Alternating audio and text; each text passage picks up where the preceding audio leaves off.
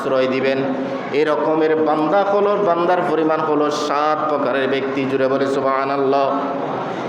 1 নম্বরের ব্যক্তি হলো ইমামুন আদিলুন, যে ন্যায় পরায়ণ শাসক, তার প্রজাদের অধিকারগুলোকে রক্ষা করে, তাদের প্রতি সুবিচার করে। এই ব্যক্তিকে আল্লাহ সুবহানাহু ওয়া তাআলা কাল কিয়ামতের ময়দানে আরশে আজিমের নিচে ছায়া দান করবেন। জুড়ে বলে সুবহানাল্লাহ। এদের নমুনা যদি দেখতে চাই, সাহাবায়ে কেরামের শাসন কি আমাদেরকে দেখতে হবে। যেই শাসকদের মধ্যে হযরত ওমর ফারুক রাদিয়াল্লাহু তাআলা আনহুর কথা আমরা বর্ণনা করতে পারি, যিনি রাত্রিকালীন সময়ে প্রজাদের অবস্থা দেখার জন্য তিনি বের হতেন এবং মানুষের অবস্থা অবলোকন করে করে কারো ঘরে যদি আহার কম হতো, অভাব থাকতো, তাদের ঘরে নিজ কাঁধে করে গিয়ে তাদের ঘরে খাবার সরবরাহ করা হতো। জুড়ে বলে সুবহানাল্লাহ। এবং হযরত ওমর রাদিয়াল্লাহু তাআলা আনহু বলেন, আমার পরিচালনাধীন রাজ্যে যদি একটা কুকুরও যদি না খেয়ে থাকে, কাল কিয়ামতের ময়দানে আল্লাহ সুবহানাহু ওয়া তাআলার সামনে আমাকে জবাবদিহিতা করতে হবে। জুড়ে বলে সুবহানাল্লাহ। এই ন্যায়পরায়ণ শাসক কীভাবে করতে হয়, এই শিক্ষাটা হযরত ওমর ফারুক রাদিয়াল্লাহু তাআলা আনহু আমাদেরকে দিয়েছেন। জুড়ে বলে সুবহানাল্লাহ। ইবলিস বললেন, পৃথিবীর মধ্যে আমার 1 নম্বরের দুষ্ট হলো জালেম বাদশাহ, তার মাধ্যমে আমি আমার কাজগুলোকে পরিচালনা করি।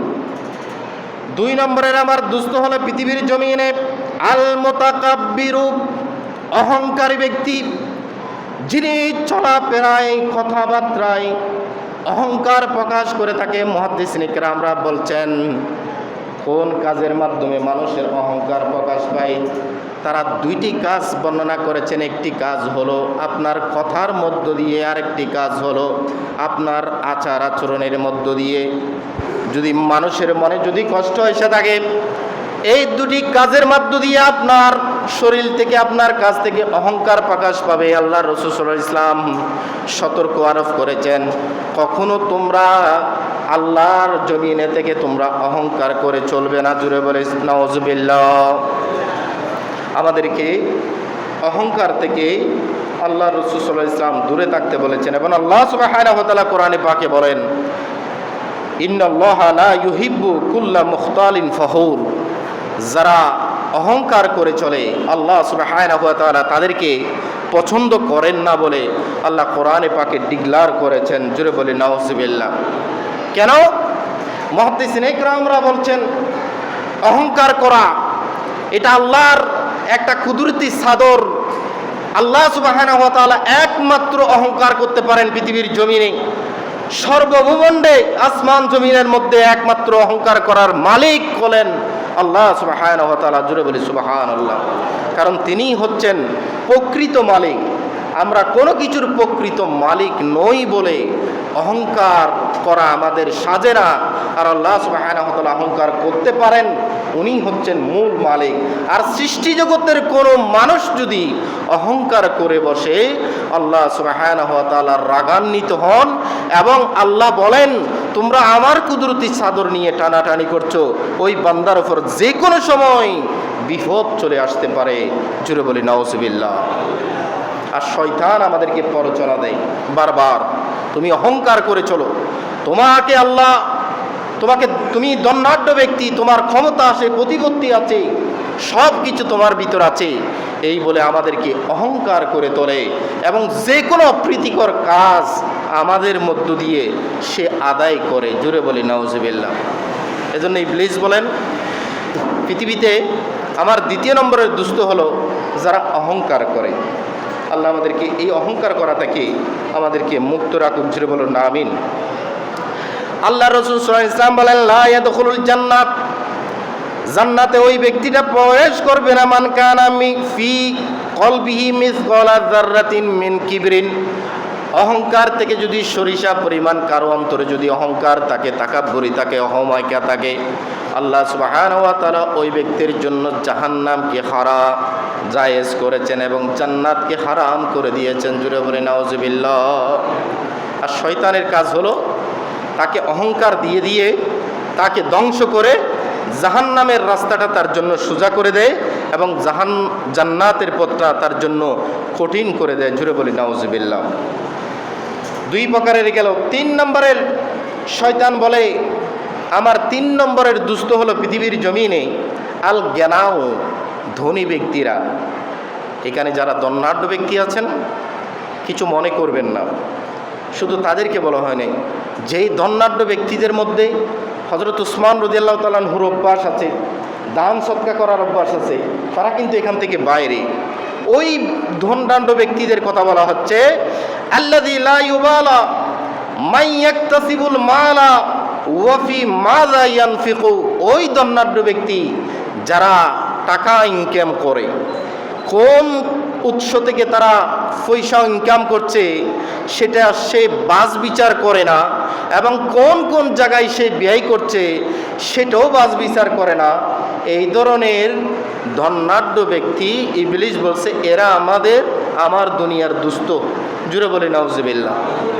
এদেরকে দিয়েই আমি আমার কাজগুলো আমি আঞ্জাম দিই। আমি সরাসরি কোনো কাজে অংশগ্রহণ করি না, আমি এদের মধ্য দিয়ে আমার কাজগুলো বাস্তবায়ন করি। সুতরাং আল্লাহ সুবহানাহু ওয়া তাআলা আমাদেরকে এই ধরনের ধনাঢ্য ব্যক্তি হওয়া থেকে আমাদেরকে মুক্ত রাখুক, আমিন বলি। এই জন্য আল্লাহ রাসূল সাল্লাল্লাহু আলাইহি ওয়াসাল্লামের হাদিস হলো, তালাবুর রিজকুল হালাল ফরিদাতুম মিনাল বাদাল ফরায়েজ। নামাজ পড়া ফরজ, হজ আদায় করা ফরজ, যাকাত আদায় করা ফরজ। এই রকমের বড় বড় ফরজগুলো আদায় করার পরে আমার উম্মতের উপর আরেকটি ফরজ আল্লাহ সুবহানাহু ওয়া তাআলা করে দিয়েছেন, সেটা হলো তারা হালাল পন্থায় রিজিক অন্বেষণ করবে। এটা তাদের জন্য একটা জিহাদ এবং এটা তাদের জন্য একটা বড় ইবাদত। সুবহানাল্লাহ। শুধু তাই নয়, আমরা অনেক সময় আমরা নিজের জন্য খরচ করি না, পরিবারের জন্য খরচ করতে চাই না। আল্লাহ রাসূল সাল্লাল্লাহু আলাইহি ওয়াসাল্লাম বলেন, নিজের জন্য খরচ করা সেটাও সদকা। এই যে পরিবার পরিজনের জন্য খরচ করছো সেটাও সদকা। সুবহানাল্লাহ। আপনার একটা পয়সাও বৃথা যাবে না, আপনি যদি যথাযথভাবে এগুলোকে ইনকাম করতে জানেন এবং যত জায়গায় যদি আপনি এগুলোকে ইনভেস্ট করতে জানেন, আপনার একটা পয়সাও বৃথা আল্লাহ নেবেন না। সুবহানাল্লাহ। আল্লাহ আমাদেরকে হালাল পন্থায় রিজিক অন্বেষণ করার তৌফিক দান করুক। জোরে বলুন না আমিন। 4 নম্বরের দুস্থ হলো ইবলিসের, যারা দুনিয়ায় প্রতিনিধিত্ব করে শয়তানের, তাদের মধ্যে 4 নম্বরের হলো ওই আলেম আল্লাযী সাদ্দাকাল আমির আলা জৌরিহি। যেই আলেম জালেম শাসকের পক্ষ হয়ে তার সমস্ত অপরাধের সাফাই গায়, এটার পক্ষে কোরআন হাদিসের যুক্তি পেশ করে এবং এই অপরাধটাকে জায়েজ করতে চায়, ওই আলেম এই সত্যিকার আলেম নয়। শয়তান বলছে এই মূলত আমার প্রতিনিধি। জুড়ে বলি নাউজুবিল্লাহ। এই ধরনের আলেমও আমাদের দেশে আছে। আল্লাহ সুবহানাহু ওয়া তাআলা এদের থেকে আমাদেরকে হেফাজত করুক। জুড়ে বলুন না আমিন। হযরতে সুফিয়ান সৌরি রাহমাতুল্লাহ আলাইহি তিনি বলছেন, পৃথিবীর জমিনে 2 ব্যক্তির দ্বারাই বেশি পরিমাণের ফিতনা ফাসাদ ছড়াচ্ছে। সেটা হলো তাউযু বিল্লাহি মিন ফিতনাতিল আবেদিল জাহেল। যে ব্যক্তি মূর্খ কিন্তু ইবাদত করে, শরীয়ত তরিকতের কিছুই বুঝে না, তার মাধ্যমে পৃথিবীতে ফিতনা ছড়ায়।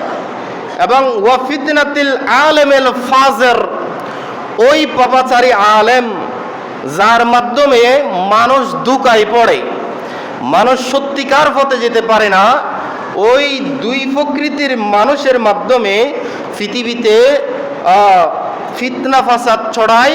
তোমরা এই 2 প্রকৃতির মানুষ থেকে তোমরা দূরে থাকো। সুবহানাল্লাহ। এই কথাটা বলেছেন একজন তাবেঈ, হযরতে সুফিয়ান সৌরি রাহমাতুল্লাহ আলাইহি, তাকে তাবেঈ বলা হয়। উনি এই কথাটা বলেছেন, এই 2 প্রকৃতির মানুষ থেকে তোমরা দূরে থাকার চেষ্টা করো। 5 নম্বরের শয়তানের প্রতিনিধি হলো ওয়া তাজিরুল খায়েনু। ওই ব্যবসায়ী, যেই ব্যবসায়ী আমানতের খেয়ানত করে। আমানতের খেয়ানত মানে অনেক ব্যবসায়ী আমাদের দেশে দেখবেন যারা কথায় কথায় কসম করে, ক্রেতার সাথে ধোঁকাবাজি করে, যেই প্রোডাক্টের যেই গুণ সেটা না বলে আরেকটা বানিয়ে বলে, 2 নম্বরকে 1 নম্বর বলে, 1 নম্বরকে 2 নম্বর বলে, এইভাবে বানোয়াটি করে যারা ব্যবসা বাণিজ্য করে, আল্লাহর রাসূল সাল্লাল্লাহু আলাইহি সাল্লাম বলেন এরা পৃথিবীতে ইবলিসের প্রতিনিধি। নাউযুবিল্লাহি মিন যালিক। আল্লাহ আমাদেরকে এখান থেকে হেফাজত করুক, আমিন বলি। আর এর বিপরীতে আল্লাহর রাসূল সাল্লাল্লাহু আলাইহি সাল্লাম শুভ সংবাদ দিয়েছেন যারা সত্যিকার ব্যবসা করে, আত্তাজির সুদুক, যারা সত্যিকার অর্থে ব্যবসা করে, আল্লাহ সুবহানাহু ওয়া তাআলা এদের বন্ধু।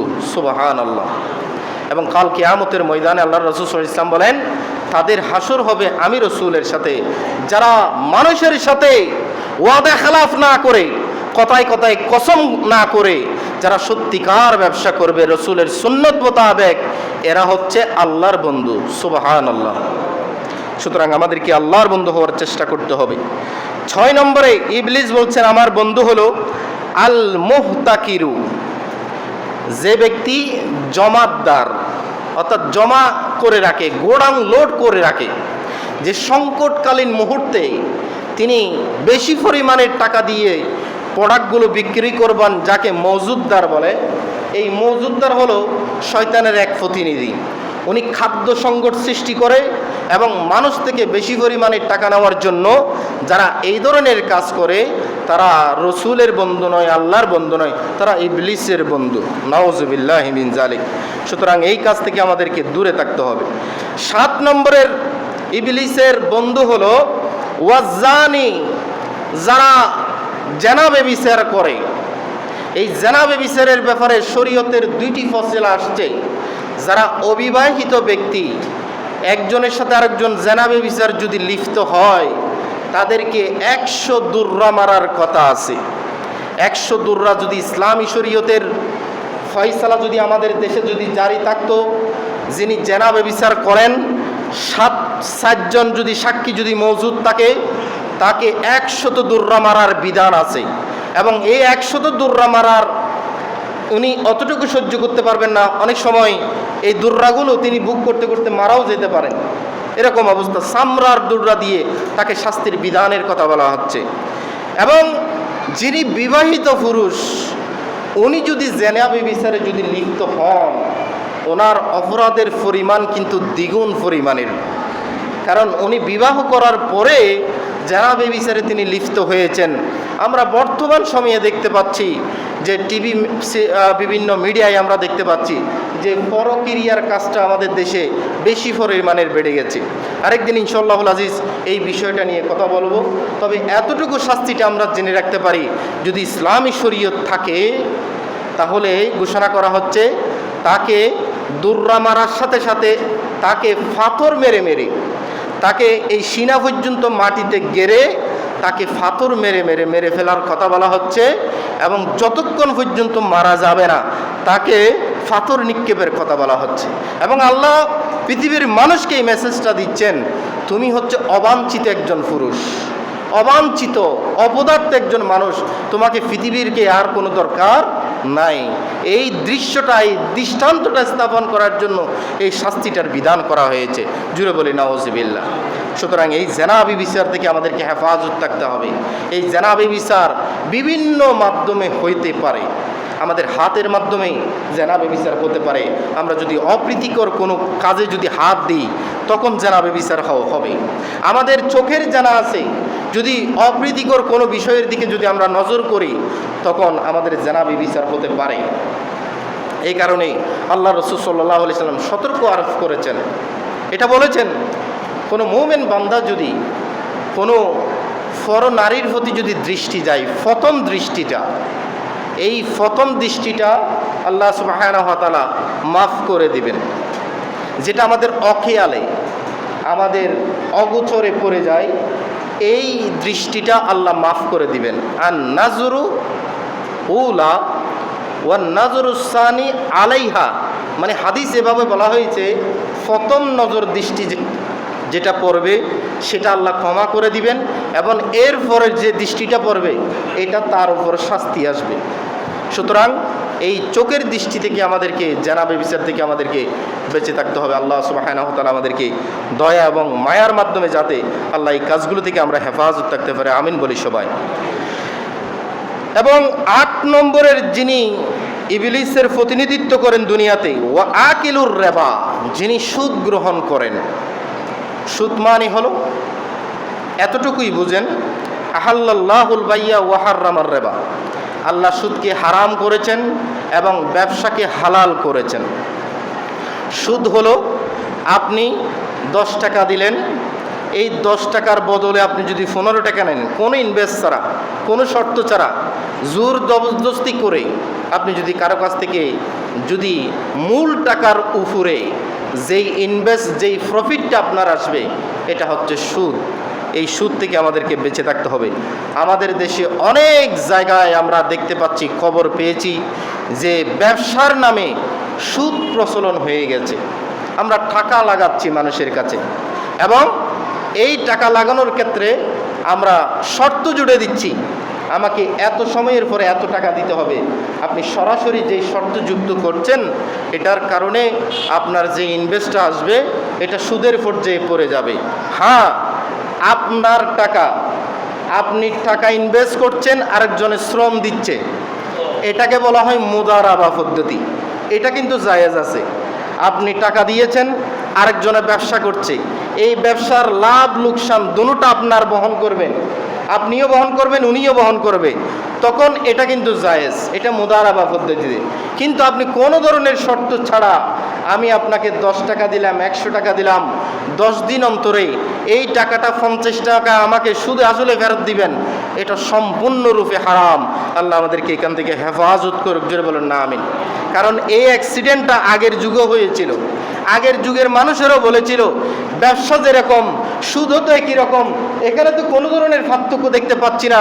তখন আল্লাহ সুবহানাহু ওয়া তাআলা বলেন, আহাল্লাল্লাহুল বাইয়া ওয়া হাররামার রিবা, ব্যবসা এক ধরনের বিষয় আর সুদ আরেক ধরনের বিষয়, একটা আরেকটার মধ্যে ঢুকানোর কোনো সুযোগ নাই।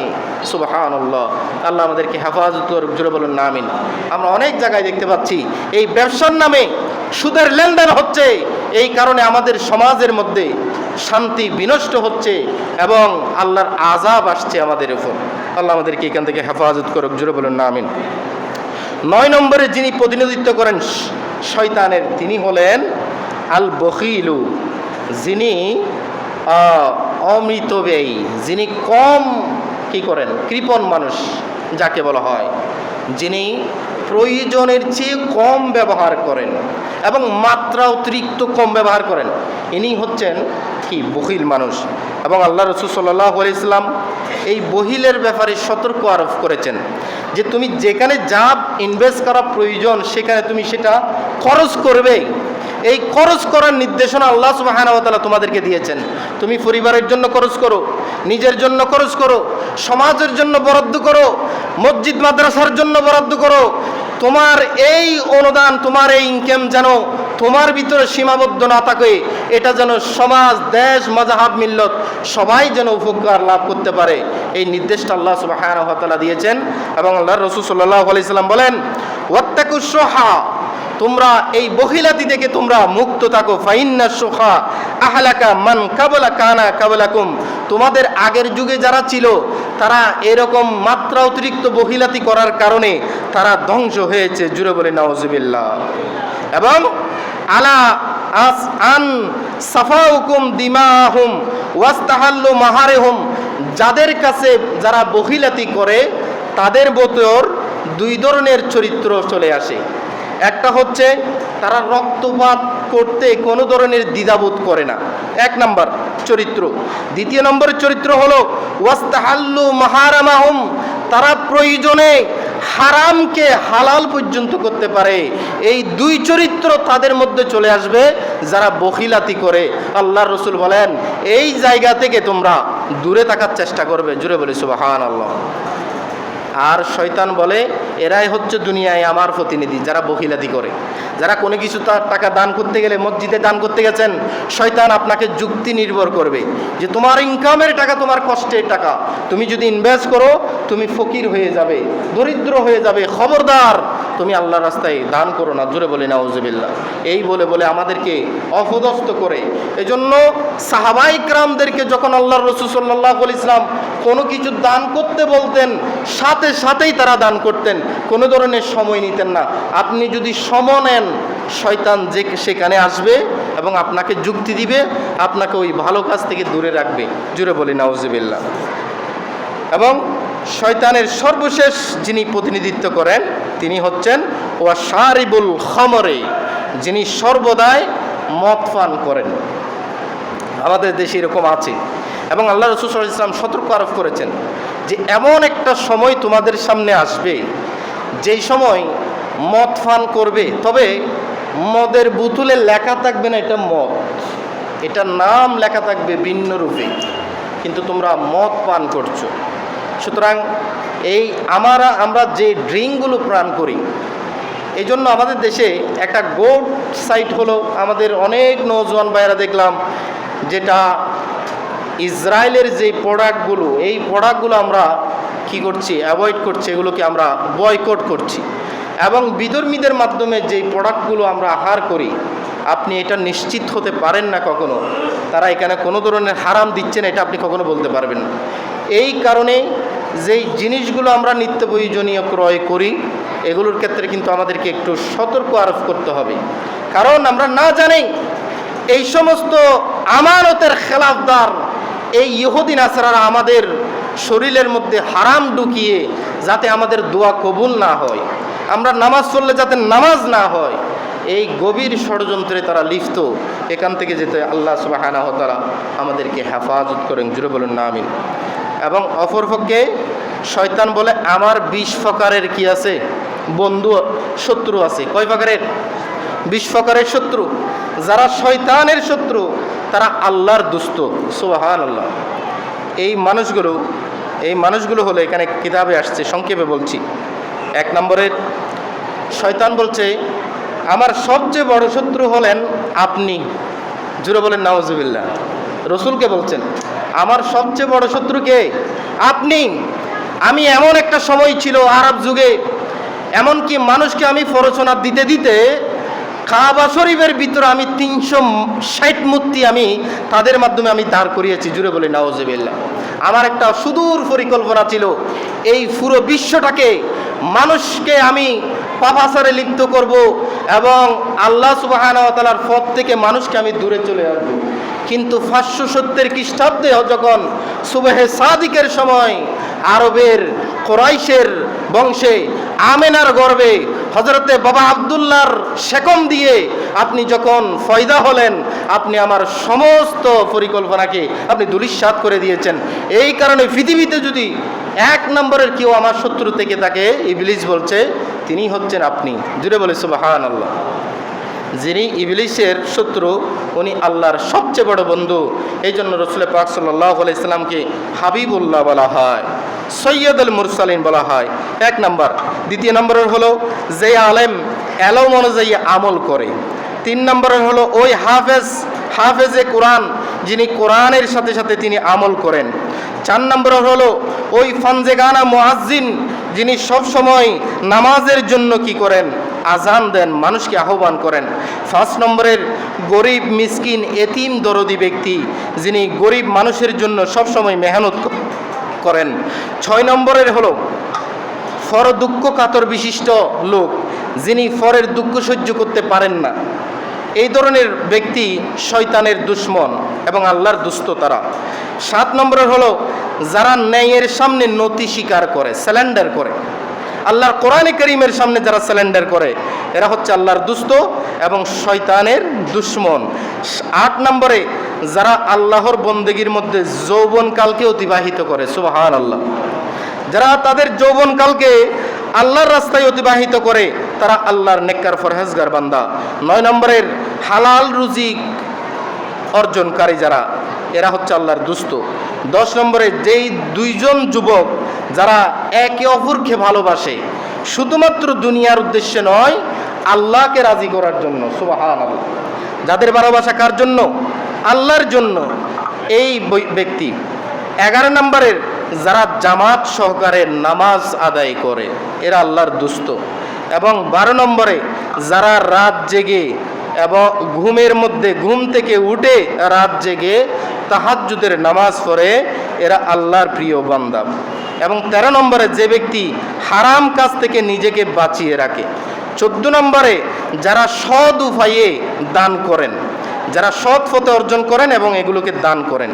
15 নম্বরে যারা হামেশা উজু অবস্থায় থাকে, সুবহানাল্লাহ, যারা সবসময় কি উজু অবস্থায় থাকে, এই অভ্যাসটা করার চেষ্টা করবেন। 16 নম্বরে যারা দানশীল ব্যক্তি, আল্লাহ রাস্তায় ঘন ঘন দান করে এরা। 17 নম্বরে হচ্ছে চরিত্রবান লোক। 18 নম্বর হচ্ছে যারা আল্লাহর উপর দৃঢ় বিশ্বাস রাখে।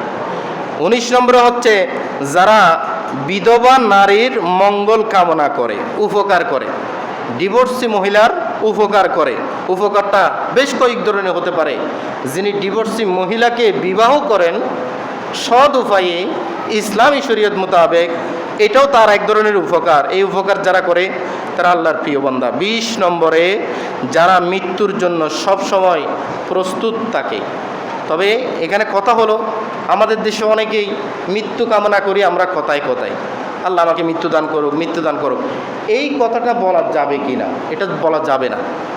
কারণ আপনি সুস্থ সবল আছেন, এই সবল থাকা অবস্থায় আপনি মৃত্যু কামনা করতে পারেন না। কেননা আপনি যদি একদিন বেশি বেঁচে থাকেন, আপনার মাধ্যমে একটা ভালো কাজ হতে পারে, হতে পারে না এরকম? হতে পারে, সমাজের উপকৃত হতে পারে। এই কারণে ইসলামী শরীয়তের ফায়সালা হলো কোনো ব্যক্তি ইচ্ছাকৃতভাবে আল্লাহর পক্ষ থেকে মৃত্যু কামনা করতে পারেন না। আরও কয়েকটা ভালো অভ্যাস আমরা যদি প্র্যাকটিস করতে পারি, আল্লাহ সুবহানাহু ওয়া তাআলা আমাদের জীবনকে দামি করবেন। এগুলো ভালো করে খেয়াল করেন। একটি হলো, আমরা দৈনন্দিন জীবনে 2 হাতে আমরা কাজ করি, কিন্তু আল্লাহ রাসূল সাল্লাল্লাহু আলাইহি ওয়াসাল্লাম বলেন যে কোনো কাজকে যদি তুমি ডান দিক থেকে শুরু করতে পারো, এটাতে বরকত এবং সুন্নত আদায় হবে। সুবহানাল্লাহ। আমরা খাওয়ার সময় ডান হাতে খাবো, কোনো কাজ করার সময় ডান হাত ব্যবহার করব, পোশাক পরিধান করার সময় ডান দিক থেকে শুরু করব, এবং ঘুমানোর সময় আমরা ডান দিকে হয়ে যদি আমরা উজু অবস্থায় যদি ঘুমাতে পারে, রাতে যে কোনো অপ্রীতিকর ঘটনা থেকে আপনি মুক্তি পারবেন ইনশাআল্লাহ। 2 নম্বরে হচ্ছে মৃত্যু কামনার করার বিষয়। মৃত্যু কামনা করা সরাসরি এটা মাকরুহ। এবং আমরা ফান করার সময় অনেক সময় দেখা যায় আমরা ফান পাত্রে ফুঁক দিই। এই ফুঁক দেওয়াটা মাকরুহ, কারণ আপনার নিঃশ্বাসের মধ্য দিয়ে যেটা কার্বন ডাই অক্সাইড বের হয়, এটা পানিতে যদি পড়ে আপনার পানিটা বিষাক্ত হয়ে যাবে, আপনি অসুস্থ হয়ে যাবেন। এবং আমরা অনেকেই হেলান দিয়ে, দেওয়ালের সাথে হেলান দিয়ে আমরা আহার গ্রহণ করি, এটাও মাকরুহ। হেলান দিয়ে খেতে নেই। আপনি সুন্দর করে বসে রসুলের সুন্নত মোতাবেক এক হাঁটুকে খাড়া করে দিয়ে আরেক হাঁটুকে আপনি চ্যাপ্টা করে দিয়ে আপনি আহার গ্রহণ করবেন, হেলান দিবেন না। এবং আমরা কথায় কথায় অনেকজনকে বলি তোর কপালে দুঃখ আছে, এরকম বলি না? অনেকে বলি কি না? আচ্ছা, তোর কপালে দুঃখ আছে এটা কি আমি জানি? আপনি কেন বললেন এটা? এই জন্য ঢালাওভাবে কারো কপালে দুঃখ আছে এই কথাটা বলা, এটা মারাত্মক অপরাধ। আপনি কিভাবে জানলেন তার কপালে দুঃখ আছে?